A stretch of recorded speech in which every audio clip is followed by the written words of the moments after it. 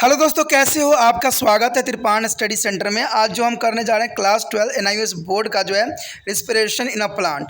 ये एनसीईआरटी 11वीं क्लास के लिए बहुत ही महत्वपूर्ण है। इस चैप्टर में जो है हम करेंगे कि जो है पादपों में किस प्रकार जो है श्वसन होता है। आपको पता है कि त्रिपाण स्टडी सेंटर आपके लिए जो है हिंदी इंग्लिश दोनों मीडियमों का डोज लेके आया है, तो ये काफ़ी इंपॉर्टेंट रहता है आपको हिंदी और इंग्लिश में समझने के लिए। ठीक है, इसमें जो है हम रिस्पिरेशन के बारे में पढ़ेंगे कि प्लांट जो है कैसे श्वसन क्रिया करती है और इसके लिए कौन कौन से फैक्टर जो है जिम्मेवार है। ठीक है, ये सब बातें होगी, लेकिन सब बातें होने से पहले एक बात जो मैं हमेशा कहता हूँ, जिसको आपको सोचना भी चाहिए, विचार भी करना चाहिए और अमल भी करना चाहिए, वो ये है कि जब भी वीडियो देखिए पूरा देखिए, क्योंकि अधूरा जानकारी सदैव खतरनाक होता है। साथ में एक इंपॉर्टेंट बात ये भी रहता है, अगर आप पहली बार वीडियो देख रहे हो तो लाइक शेयर सब्सक्राइब करना मत भूलना। देखिए दोस्तों, लाइक कीजिएगा तो बनाने वाले का जो है प्रोत्साहन बढ़ता है और आपके लिए अच्छा से अच्छा करने की कोशिश करता है। ठीक है, सब्सक्राइब करना आपके हित में है। इसका कारण ये है कि अगर आप सब्सक्राइब करके रखोगे तभी जो है मेरा वीडियो का नोटिफिकेशन मिलेगा। और आपको पता है कि मैं हर क्लास का जो है सब्जेक्ट डालता ही रहता हूँ समय समय पे। तो अगर सब्सक्राइब करके नहीं रखिएगा तो शायद उस वीडियो से आप अनभिज्ञ रह जाइएगा, यानी वो आपको प्राप्त नहीं होगा और आप उसका नॉलेज नहीं ले पाइएगा। साथ में जो अगर आप शेयर करते हो तो शेयर करना एक जग कल्याण के समान माना जाता है। इससे ये होता है कि मान लीजिए कोई जो है बच्चा जो है मेरी वीडियो को उसकी ज़रूरत थी और आपके थ्रू वो वीडियो उसको पास पहुंचा है, तो वो सदैव ही आपका धन्यवादी रहेगा और सदैव ही आपका जो है शुक्रिया अदा करेगा कि तुम्हारे कारण मुझे जो है वीडियो प्राप्त हुआ। तो दोस्तों, आपको पता ही होगा कि त्रिपाण स्टडी सेंटर सिर्फ एक क्लास के लिए ही अग्रसर नहीं है, ये कई क्लासों के लिए अग्रसर है। जैसे 8th 9th 10th 11th 12th CBSE के सारे चैप्टरों को कवर करेगा समय के साथ।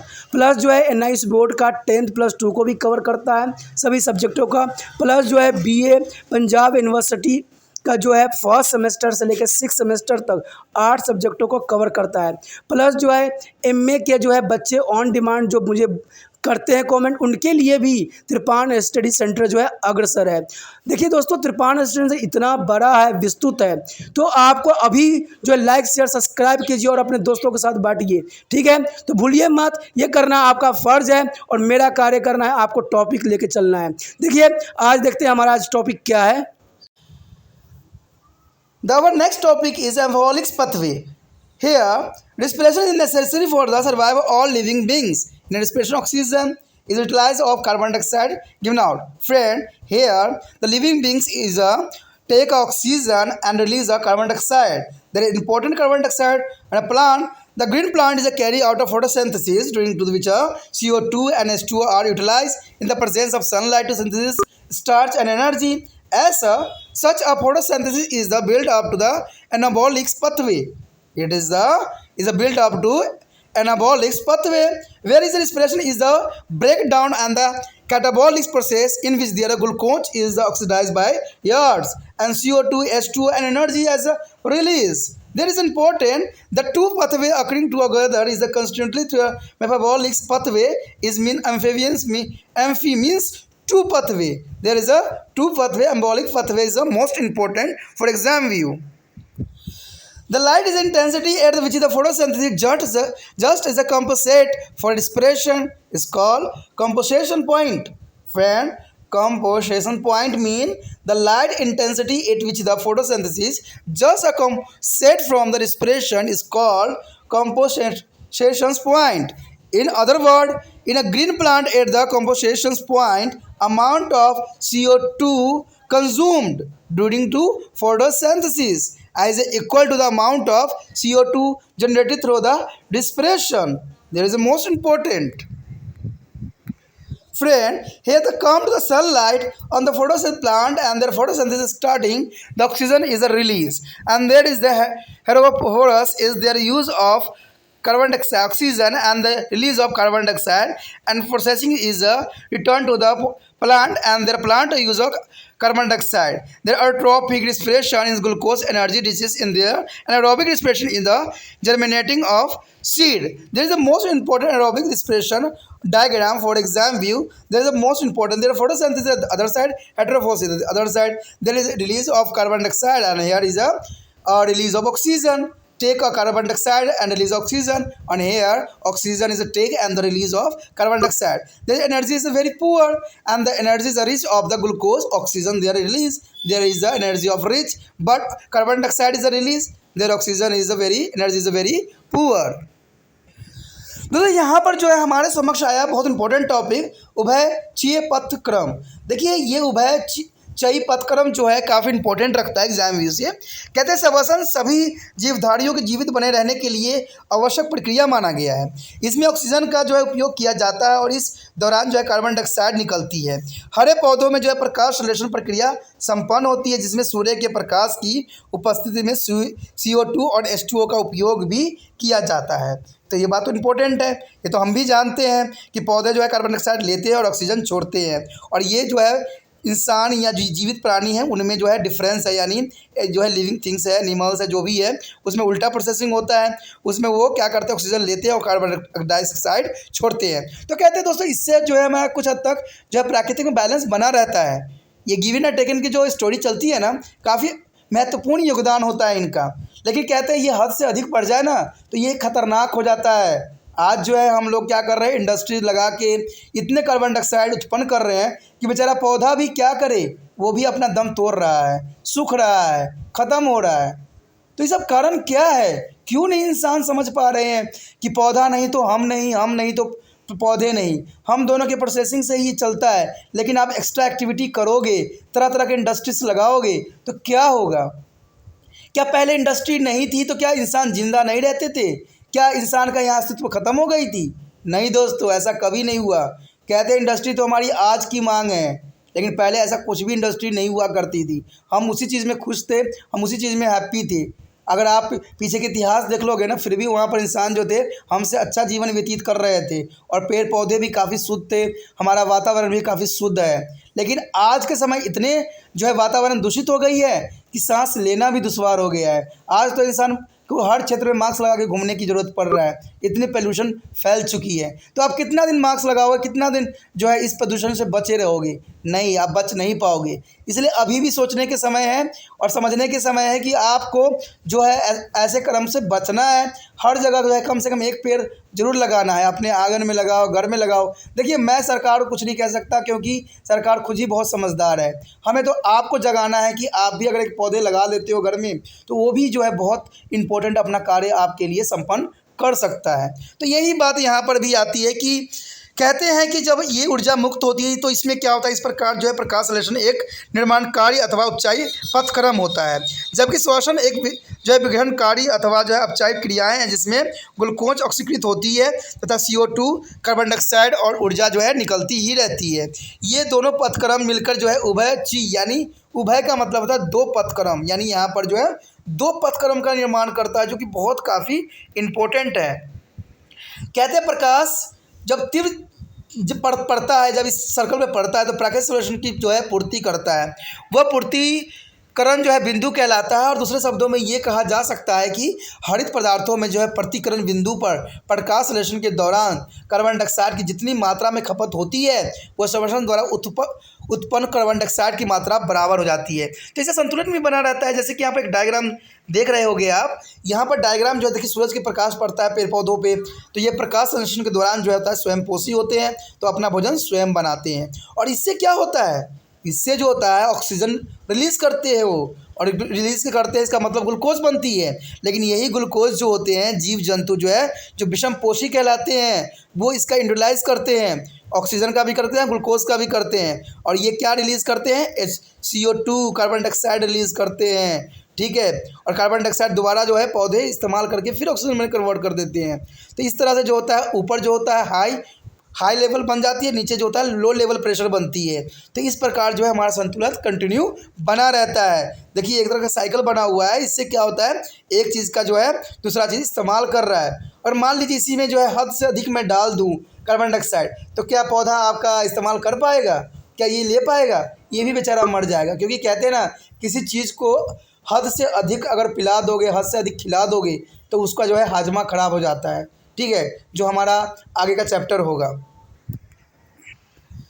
Our next topic is rate of respiration and factor affecting its. Friend, The respiration and the factor of plant. There is the most important topic for the exam. There is the rate of respiration can be measuring by the amount of CO2 released per unit time. As expected, it's a varies in different organs with the age. There is a rate of respiration can be measuring by the amount of CO2 carbon dioxide released per unit time. The expected rate is a various to different organs with the age. In a journal, the factor which is affected to respiration include to internal factor such as a minerals, structure of respiratory tissue and organs, the active of respiratory enzyme and their types of substrate, and external factors such as oxygen, water, and temperature. It is the most important factor effect of respiration, oxygen, water, and temperature. Remember that is the remind is oxygen, water, and temperature is the external factor, but internal factor is respiratory tissue, organ, and the active respiration of enzyme. There are types of substrate.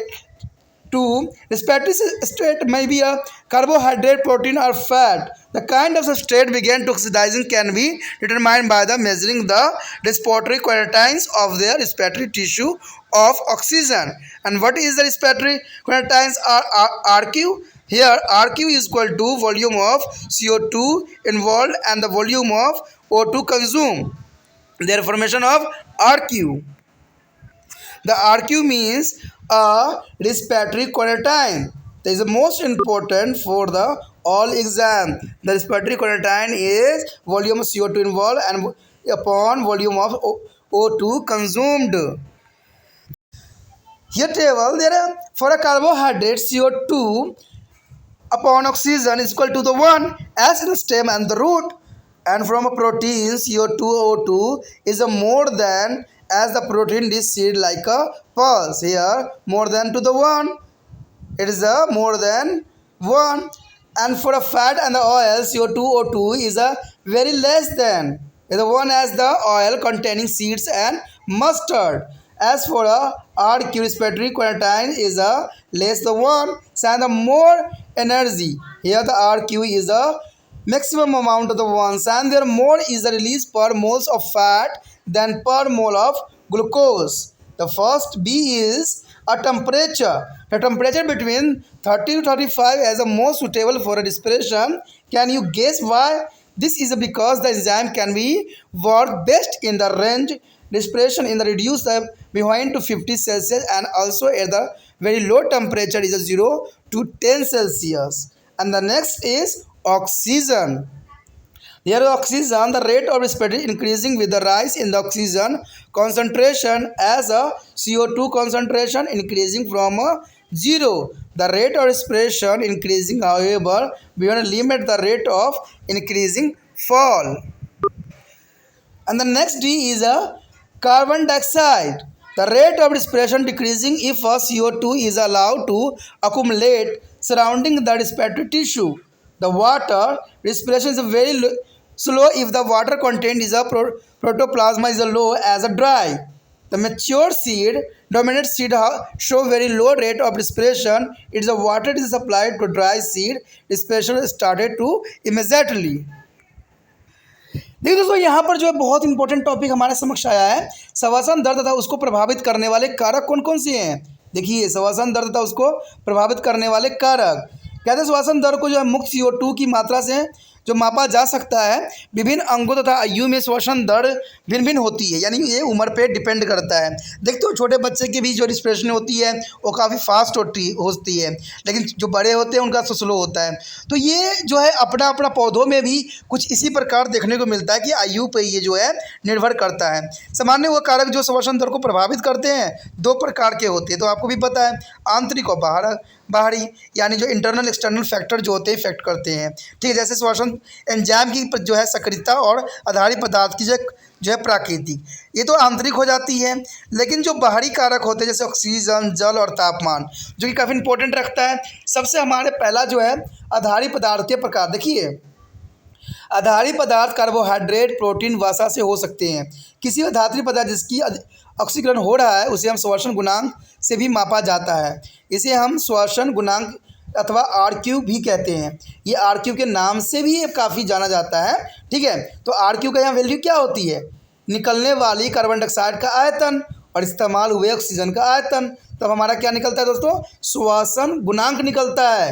यानी RQ निकालने का सबसे अच्छा factor है ये, ठीक है। निकलने वाले कार्बन डाइऑक्साइड की आयतन कितनी है और इस्तेमाल हुआ ऑक्सीजन के आयतन कितना है, तो इस तरह से बनता है। अब देखिए इसमें क्या क्या हुआ, कहते हैं कार्बोहाइड्रेट के लिए जो है CO2 और जो अपॉन जो ऑक्सीजन जो है बराबर रहेगा। जैसे इसमें तना एवं जरे में ऐसा ही होता है, ठीक है, बराबर होता है। कार्बन डाइऑक्साइड और ऑक्सीजन जो होते हैं बराबर होते हैं, यानी एक से बराबर रहते हैं, जैसे तना और जरों में होती है। लेकिन प्रोटीन के लिए जो होता है कार्बन डाइऑक्साइड ऑक्सीजन जो होती है वो बराबर जैसे नहीं दिखाया जा सकता, लेकिन ये जो है एक से इससे अधिक होती है, यानी एक होती है। प्रोटीन युक्त बीजों के दालों में ये पाया जाता है। अब यहाँ पर देखोगे वसा और तेलों के लिए जो है कार्बन डाइऑक्साइड ऑक्सीजन अधिक होती है एक से, यानी तेल बीज जैसे सरसों के पौधों में हो गया। अब यही प्रक्रिया जो है वसा के लिए श्वसन गुणांक जो होगी, ठीक है, एक से अधिक होगी श्वसन गुणांक, क्योंकि वसा से ग्लूकोज के एक अणु की तुलना में अधिक जो है निकलता है, जो कि काफ़ी इंपॉर्टेंट भी यहाँ पर रखता है। कहते हैं तापमान जो होती है काफ़ी इंपॉर्टेंट होता है किसी भी दर को प्रभावित करने के लिए। यहाँ पर जो है आपके समक्ष देखिएगा कि 30 सेल्सियस से लेकर 35 सेल्सियस तक श्वसन के लिए सर्वाधिक अनुकूल होता है। कोई प्लांट जो होता है 30 और 35 सेल्सियस में बहुत काफ़ी अच्छा जो है रिस्पिरेशन करता है। क्या आप अनुमान लगा सकते हैं कि ऐसा क्यों होता है? ऐसा इसलिए होता है दोस्तों क्योंकि इस ताप पर श्वसन एंजाइम सबसे सक्रिय होता है, यानी इस ताप पे जो होता है एंजाइम काफ़ी सक्रिय होता है, इसलिए जो है पौधों बहुत ही आसानी से रिस्पिरेशन कर जाते हैं। कहते हैं श्वसन में जो होती है 50 सेल्सियस एवं बहुत कम 10 सेल्सियस ताप घट जाता है। तो ये काफ़ी जो है एक्सेप्शनल केस बन जाती है इसमें कि भाई कैसे हो रहा है ये। अब ऑक्सीजन की बात आती है। ऑक्सीजन देखिए, कहते हैं ऑक्सीजन की मात्रा बढ़ने के साथ साथ श्वसन दर भी बढ़ जाती है, यानी ऑक्सीजन की मात्रा बढ़ेगी तो श्वसन दर भी बढ़ेगा। जैसे ही ऑक्सीजन की मात्रा शून्य से आगे बढ़ती है वैसे ही श्वसन दर बढ़ने लग जाती है, परंतु एक सीमा से अधिक ऑक्सीजन होने पर श्वसन दर घटने लग जाती है, जो कि काफ़ी इंपॉर्टेंट बात यहाँ रखता है। देखिए बढ़ रही है लेकिन एक सीमा होती है। देखिए कहते हैं ना किसी भी चीज़ की एक सीमा होता है वहाँ तक पहुँचने की। अब मेरी सीमा ये है कि मैं आप तक इसको मैंने डाल दिया, आप तक वो पहुँचा, लेकिन मेरा ये सीमा नहीं है कि मैं हर एक बच्चे तक पहुँचूँ। ये काम जो होता है कहते हैं एक चैन से होता है। जैसे कि आप चैन बन जाओ, मैंने आप तक ये पहुंचा, आपने इसको देखा, आप दूसरे बच्चों को पहुंचाओ, वो बच्चे उसको पहुंचाएंगे, वो बच्चे उसको पहुंचाएंगे, तो देखिए ये कहाँ तक पहुंचता है और सब बच्चों को समझ तक पहुंचता है। तो ये मैंने कहा ना आपको हाथ बनना है मेरा, आपने क्या करना है चैन बनाइए और इसको जो है दूसरे बच्चे तक पहुँचाइए। देखिए दोस्तों ये गलत कार्य नहीं है, ये बच्चों तक जो है ज्ञान पहुँचाने का एक सरल तरीका है, ठीक है। आपको अगर कोई हीरो कहेगा, कोई मंत्री कहेगा, कोई बड़े आदमी कहेगा तो फटक से आप करने लग जाते हो, ठीक है, लेकिन उस समय आप कुछ भी नहीं सोचते हो। लेकिन एक ज्ञान वाली बात आ जाती है ना तो आपको 75 बार सोचना पड़ रहा है। मुझे पता है कि आप बहुत बार सोचोगे कि बात सही है कि गलत है, लेकिन मैं एक बात जानता हूँ हमेशा कि जो सही है वो सदैव सही रहेगा, वो कभी गलत नहीं हो सकता है। कहते हैं मंत्री की बातों पे तो आपने बहुत ढोल बजा लिए, बहुत आपने गलत काम कर लिए, कभी अच्छे काम करके भी तो देखो, दिल को सुकून मिलेगा कि आपके वजह से किसी बच्चों को जो है वीडियो मिला है और उन्होंने बच्चे जो है इससे लाभान्वित हुए हैं और वो पास भी होने के लिए अग्रसर हैं। तो अच्छे काम कीजिए, इसको दूसरे बच्चे तक पहुंचाने में मेरा हेल्प कीजिए और इसको जो है चैन के रूप में बनाइए। अगर दूसरे बच्चे तक पहुंचा है तो वो नहीं कि वो सिर्फ देख के छोड़ दे, वो भी तो आगे फॉरवर्ड कर दे। देखिए कैसा चैन बनता है, तो बनाइए चैन और जो है त्रिपाण सेंटर को आगे बढ़ाइए। तो ये बहुत इंपॉर्टेंट है। कहते हैं पौधों में भी जो होता है इसी तरह से चैन होता है। अगर मान लो कोई सीमा तक जाता है तो वो जो होता है धीरे धीरे घटने लग जाता है। उसके पश्चात हमारे समक्ष आता है कार्बन डाइऑक्साइड। कहते हैं यदि कार्बन डाइऑक्साइड को एकत्र होने दिया जाए तो श्वसन दर जो होती है घट जाती है। तो जनरल सी बात है, अगर कार्बन डाइऑक्साइड अधिक बढ़ जाएगी तो क्या करेगा, वो तो ओवरलोड हो जाएगा ना, तो ओवरलोड में क्या होगा, घटने ही लग जाएगा। ये जनरल सी बात आ जाती है। अब कहते हैं जल। देखिए यदि जीव द्रव्य में जल की मात्रा बहुत कम हो तो श्वसन दर भी बहुत कम हो जाता है। अब जल की मात्रा कम होगा तो श्वसन कहाँ से हो पाएगा, ये तो जनरल सी बात है। जैसे शुष्क एवं प्रवेश बीजों में होती है, प्रस्तुत बीजों में जो है श्वसन दर बहुत ही कम देखने को मिलता है। Our next topic is photodispersion. Friend, it's the most important is the photodispersion in this chapter. The here you have already studied the during to dark reaction and photosynthesis. The enzyme ribicose is a catalyst to carbohydrate of RUBP. There is the RUBP plus carbon dioxide is a react by the 2-PGA photo follow carbohydrate is the Calvin cycle. There is already I have studied. and this enzyme also have a very high affinity for the oxygen. It can therefore catalyze the reaction of oxygen with the RUBP's oxidations, and the respiration that is initially is a chloroplast and occur in their presence of light and high concentration of oxygen and the low carbon dioxide is called photodispersion. Friend, what do you mean to photodispersion? The simply is a presence of light, is a present of light, the high concentration of oxygen and low concentration of carbon dioxide. It is called to the photodispersion. Friend, the photodispersion is the most important. Here, RUBPs plus oxygen is a RB cause is a 2 PGA plus 1 phosphoglucosides is a formation. And here Calvin cycle is the response for this reaction. Therefore, the photoglucolides is the undergoes to series of reaction in mitochondria and proteasomes, and the two molecules of phosphoglucosides are utilized by produce one molecules of PGA and one molecules of CO2. But note that there is no ATP production here, unlike a respiration, and this occurs because Dibocos is an enzyme means has to the same activate site for both carbon dioxide and oxygen. There, oxygenations of RUBPs is the presence of oxygen lead to a loss of about 25% carbon fixed by the plant during to the dark reaction. दोस्तों यहाँ पर जो है बहुत important यहाँ अभिक्रिया दिखाया गया है प्रकाश वर्षण यानी फोटो डिस्प्रेशन। देखिए फोटो डिस्प्रेशन जो है अत्यंत महत्वपूर्ण यहाँ पर अपना स्थान रखता है। कहते हैं आप पहले पढ़ चुके हैं कि प्रकाश संश्लेषण की जो है अप्रकाशीय अभिक्रिया यानी डार्क रिएक्शन में जो रिबोस्को एंजाइम यानी RUBP के जो है कार्बनीकरण को उत्प्रेरित करते हैं। तो ये काफ़ी इंपॉर्टेंट करता है, किसको उत्प्रेरित करता है यानी आगे बढ़ने के लिए प्रेरित करता है। तो RUBP जो होता है प्लस कार्बन डाइऑक्साइड रिबोस्को यानी 2 PGA यानी फाइब्रोग्लोसिहाइड्स को है कैल्विन चक्र में प्रवेश करवा देता है, यानी यही जो है कैल्विन चक्र के लिए उत्तरदायी भी रहता है। कहते हैं ये एंजाइम जो है ऑक्सीजन के प्रति भी आवश्यकता रखता है, इसलिए ये जो है ऑक्सीजन एवं RUBPs के ऑक्सीकरण के जो है क्रिया को भी जो है उत्प्रेरित करता है। साथ में जो है कहते हैं अंततः ये जो है पर्ण हरिणाम से प्रारंभ होने वाले एवं सुभाषण जो प्रकाश एवं जो है उच्च ऑक्सीजन मात्रा यानी परंतु CO2 की कम मात्रा में होता है, कहते हैं प्रकाश श्वसन कहलाता है। तो ये बहुत इंपॉर्टेंट बात है। देखिए दोस्तों, देखिए श्वसन जो प्रकाश एवं उच्च ऑक्सीजन मात्रा और कम जो है कार्बन डाइऑक्साइड की मात्रा हो तो उसे हम प्रकाश श्वसन कहलाता है यानी फोटो डिस्प्रेशन कहते हैं। तो ये याद रखना आपके लिए अत्यंत महत्वपूर्ण यहाँ पर बन जाता है।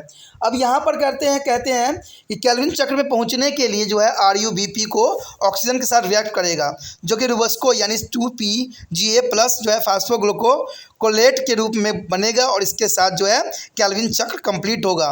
तो कैल्विन चक्र इसके लिए भी ये काफ़ी इंपॉर्टेंट अपना स्थान रखता है। कहते हैं फिर भी जो है फास्फोग्लूकोलेट जो है माइटोकॉन्ड्रिया एवं पैराक्सीसोम में अनेक अभिक्रिया से गुजरता है। फास्फोग्लूकोलेट के दो अणु अंत में जो है PGA एवं CO2 का एक अणु बनाते हैं। यहाँ पर यह ध्यान देने योग्य बात है कि इस प्रक्रिया में श्वसन विपरीत होती है, यानी यहाँ पर जो है ATP का निर्माण नहीं होती है। देखिए दोस्तों, यहाँ पर जो होता है ग्लूकोफाइलकोट के अंत में जो है ATP का निर्माण नहीं होता है। ये PMT क्वेश्चन बनता है, ठीक है। कहते हैं प्रकाश श्वसन इसलिए होता है क्योंकि इसमें रिबोस्को एंजाइम में CO2 एवं ऑक्सीजन दोनों के लिए सक्रिय केंद्र के रूप में होता है। यानी प्रकाश संश्लेषण इसलिए होता है क्योंकि रिबोस्को एंजाइम में कार्बन डाइऑक्साइड एवं ऑक्सीजन दोनों के लिए सक्रिय केंद्र होता है, यानी दोनों के लिए इंपॉर्टेंट होता है, इसलिए प्रकाश संश्लेषण होता है। याद रखना, जो प्रकाश श्वसन होती है वो रिबोस्को एंजाइम और कार्बन डाइऑक्साइड और ऑक्सीजन दोनों के लिए केंद्र बिंदु बनता है।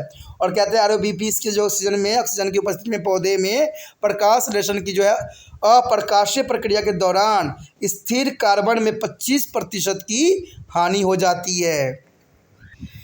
The next topic is pentose phosphate पथवे या HMP पथवे। Friend, pentose phosphate pathway is most important for the exam view. Okay, pentose phosphate is a pathway here. Other macrobacteria and some fungi used for industry production of commercially product such as antibiotics and is a highly metabolic active tissue of animal. Most essential respiratory pathway has been to discovered. It's called to the PPP, means 3P. PPP is a pentyl phosphate pathway or hexomes monophosphate shunt pathway. It is a HMP in hexose monophosphate shunt pathway or direct oxidation of glucose pathway. There is a many name of pentaphosphate pathway. There is the site of respiratory pathway is a cytosols and it does not be required to the ETC, means electron transport and chain for the mitochondrions.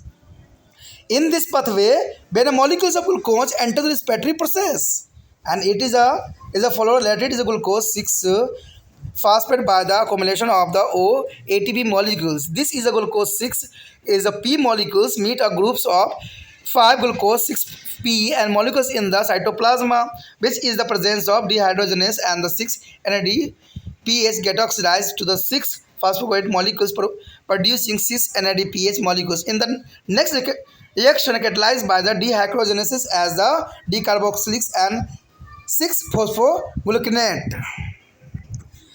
The molecules get oxidized to the 6 molecules of pentose sugar.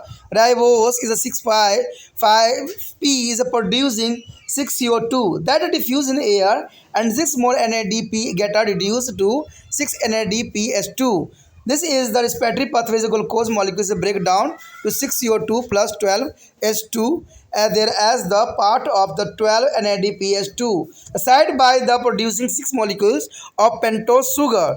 The ribose is a 5-phosphate which is utilized for the generation of 5 molecules of glucose 6Phe and through the long chain intermediate compound produce a Calvin cycle of the photosynthesis to the stage start another cycle of glucooxidation.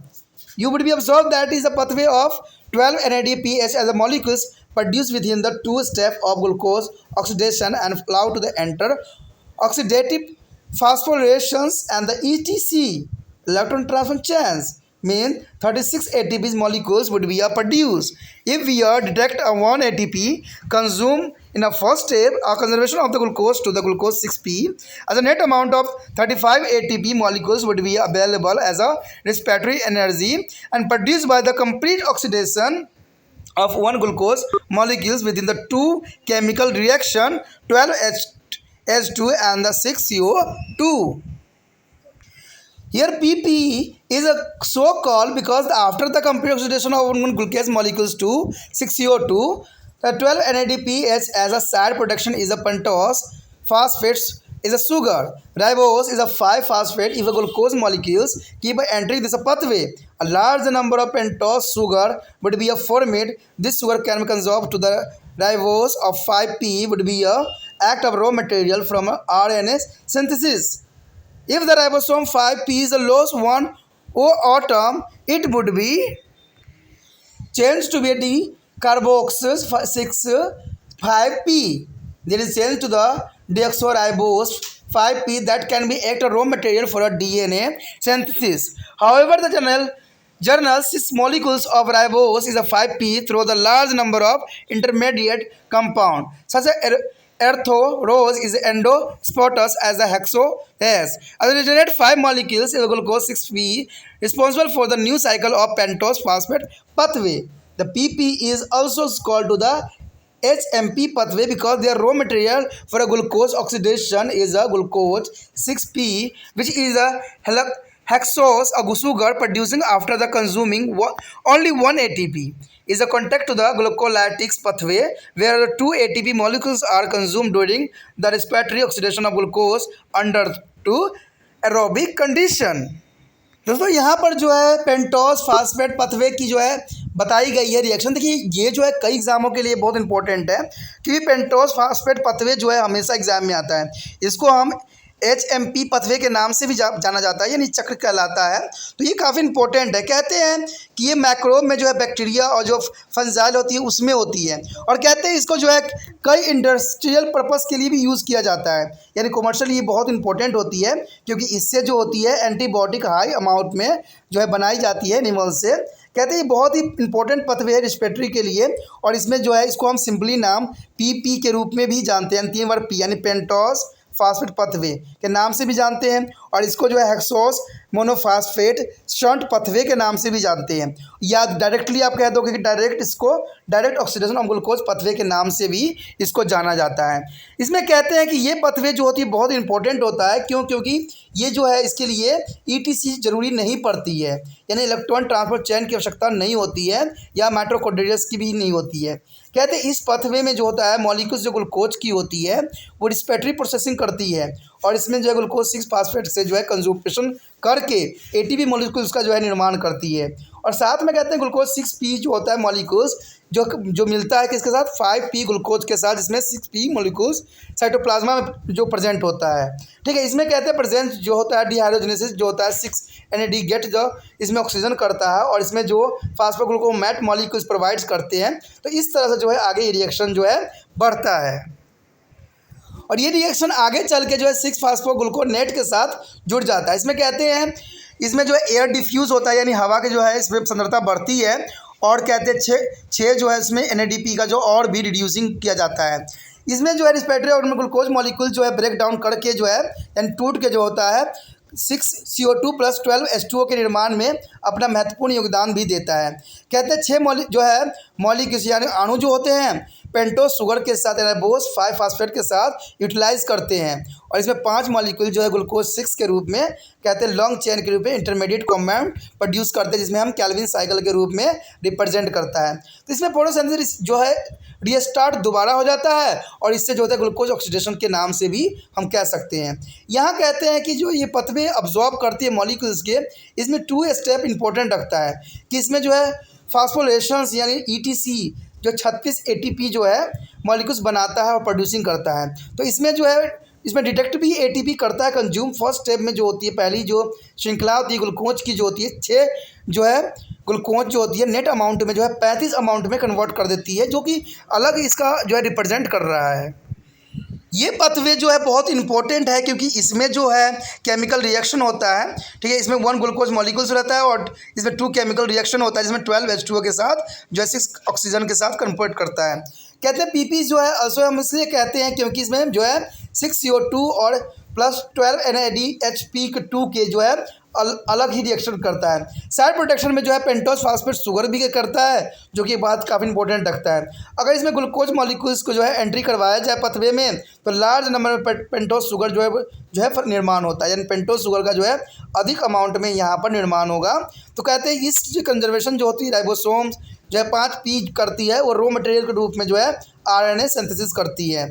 ठीक है, और अगर इसमें ribosome जो है 5P जो है loss करती है एक एटम, और साथ में एक चैन रिएक्शन बनाती है जिसको डीऑक्सोराइबोस यानी 5P के द्वारा इसको बनाया जाता है, और इसमें जो है रॉ मटेरियल के रूप में DNA सिंथेसिस किया जाता है, जो कि काफ़ी इंपॉर्टेंट रहता है। कहते हैं जनरली आप अगर देखो आप साधारण तौर पे तो 6 मॉलिक्यूल्स जो होता है राइबोसोम के 5P के साथ लार्ज नंबर में इंटरमीडिएट कंपाउंड बनाता है, जिसमें जो है एर्थ्रोस सेड हाइपोटोसिस एंड एक्सोस की जो है इंपॉर्टेंट यहाँ भूमिका रहता है। कहते हैं 5 मॉलिक्यूल जो है ग्लूकोज 6 ग्लूकोज के साथ रिस्पॉन्सिबल होता है, और न्यू साइकिल में जो है एंट्री करता है, जिसमें हम पेंटोस फास्फेट पथवे के नाम से जानते हैं, यानी PP भी इसको कहते हैं, या HMP की पथवे कहते हैं, क्योंकि ये रॉ मटेरियल को ग्लूकोज ऑक्सीडेशन करके जो है 6 में भेज दिया जाता है, और इससे जो है प्रोडक्शन कंज्यूमिंग की जाती है, और इसमें जो है एक ATP कॉन्ट्रैक्ट जो है ग्लूकोलाइटिस पथवे के अंदर करता है।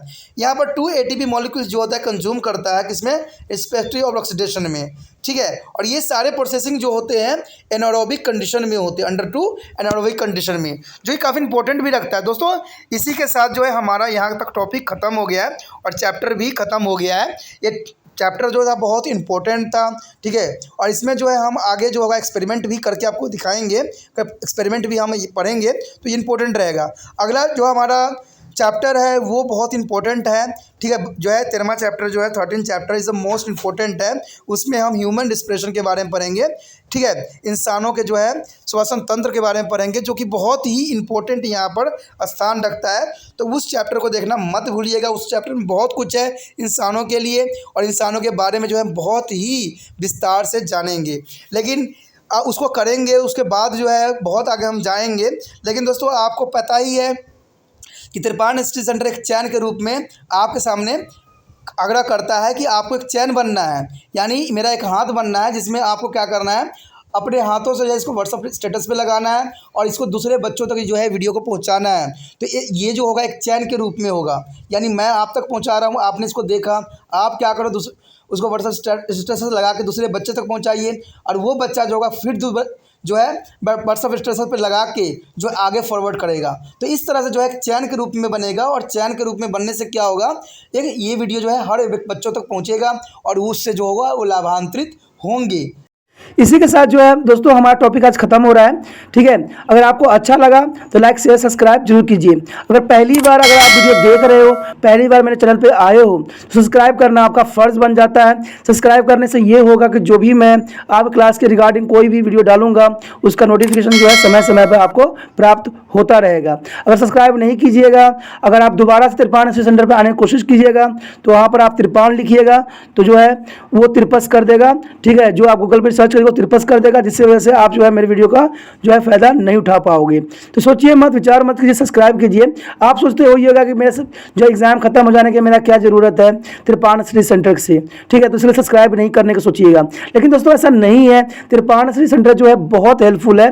क्योंकि ये जो है आपके 8th class 9th 10th 11th 12th जो आर्ट्स के सब्जेक्ट को कवर करता ही है, प्लस जो है ये NIC बोर्ड के जो है 10th प्लस 2 को भी कवर करता है। साथ में BA जो है फर्स्ट ईयर से लेकर 6 सेमेस्टर तक बच्चों के लिए ये अग्रसर रहेगा आर्ट्स सब्जेक्ट में। तो सोचिए नहीं, विचार नहीं कीजिए, काफ़ी जो है त्रिपाण स्टडी सेंटर का फ़ायदा ही फ़ायदा है।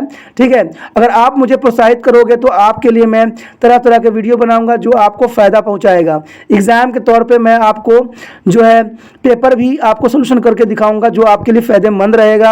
अगर नहीं सब्सक्राइब कीजिएगा, मेरा मनोबल घटेगा, तो हो सकता है कि आपको फिर दोबारा मैं ना वीडियो बनाऊं और आपको फ़ायदा ना पहुंचाऊं। तो अभी भी नहीं सोचिए, मेरा जितना आप फैलाइएगा, जितने दूसरे बच्चों के साथ शेयर कीजिएगा, उतना जो है मैं आपके लिए कार्य करने में अग्रसर रहूँगा। ठीक है दोस्तों, इसे सोचिए मत, विचार मत कीजिए, अभी सब्सक्राइब कीजिए और अपने व्हाट्सएप स्टेटस पर लगाइए और दूसरे बच्चों के साथ भी शेयर कीजिए। ठीक है दोस्तों, अपना ध्यान रखना। बाय।